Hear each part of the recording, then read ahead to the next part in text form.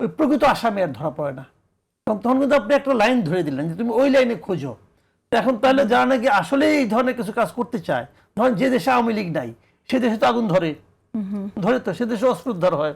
তো এখন এগুলি কারা করে? কেউ না কেউ তো করে।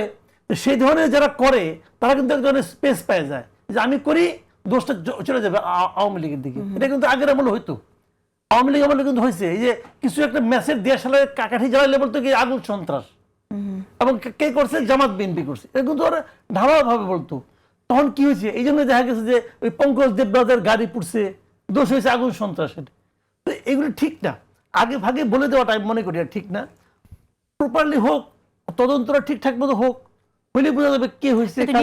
নির্বাচন বানচাল করলে আপনার কি মনে হয় যে আওয়ামী লীগের বেনিফিট কি হবে যদি তারা করতে পারে, এবং নির্বাচন বানচাল করলে কি আওয়ামী লীগ ফিরে আসতে পারবে বলে মনে হয়? এই দেশে যত কিছু ঘটবে সেটার সঙ্গে সাধারণ মানুষকে তারা বোঝানোর চেষ্টা করবে যে এরা পারতেছে না। যদি ভূমিকম্প হয় তাও বলবে আমাদের আমলে ভূমিকম্প কম হয়েছে। এটা হলো বাংলাদেশের মানুষ